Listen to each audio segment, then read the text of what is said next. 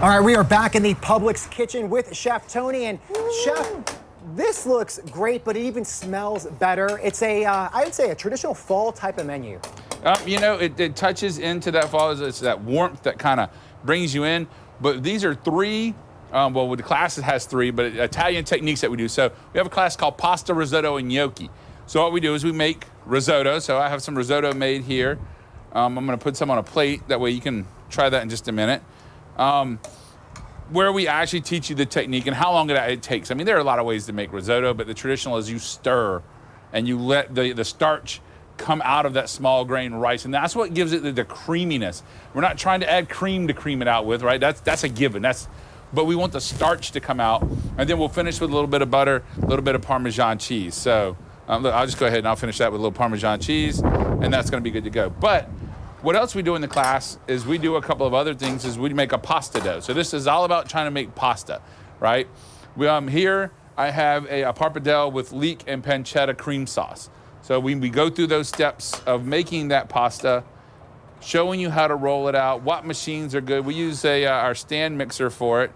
These little ones got cut a little small last night, but they're going to be good to go. And then you how to cook the pancetta, how to render, right? So these are techniques that we're trying to hit. And then over here, the other one I brought is a 4-cheese ravioli with mushroom ragu, right? So we took that basic pasta, made a noodle, which is a wide rustic noodle that we can do. And then we take that same dough and we'll put it in a ravioli mold or show you how to do it freehand. And we'll put a 4-cheese mixture in there. We'll do a mushroom ragu and that'll be a lot of fun. And then we make gnocchi as well. So it's a traditional potato pasta, like a dumpling.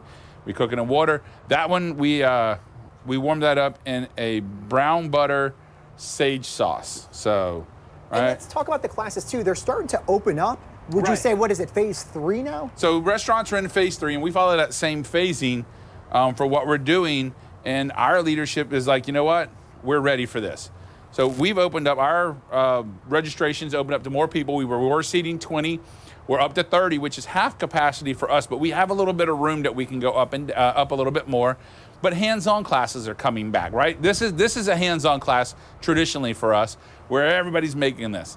So on the 17th of October, it looks like we're going to have our hands-on classes start back up. It'll still be the 6:30 start time, but what we're going to require everybody to do is to wear your mask while we prepare the food. So, and we'll be masked up the whole time. Our COVID cleaning procedures are remaining the same. So our room's going to be cleaned the same way. We're going to prepare the same way. It's just that we're trying to find a little bit more normalcy to what we do. Yeah, and you guys did a great job with modifying it, to keep with the times and what you had to do to follow CDC guidelines. But I would imagine the hands-on approach is so important when you're cooking and preparing food. Well, and that's what people were looking for during the pandemic, right? We've found ourselves, we can't go out to eat as much as we want to. When we do, we may not be able to get in because, and then your favorite restaurant may not be open. So people were turning to cooking. How do I cook? And what we do in other cooking schools in town, I mean, they probably had some different guidelines than we did, but you're not quite able to service that unless you're doing a virtual means. But that in and of itself is, I'm not there to kind of go, hey, this is how I want you to hold your knife to be more safe. This is what we're looking for in the pan. That way I can help you do it as opposed to you doing it at home and then all of a sudden your dinner's ruined. Right? And now we got to figure out how to fix it over virtual. You do such a great job of breaking things down that the final product looks like this. It's restaurant quality. It tastes amazing. So when it's time to serve up your family, I mean, it really is a great experience. And again, a lot of people, they're a little cautious of going out. This is something you can do at home.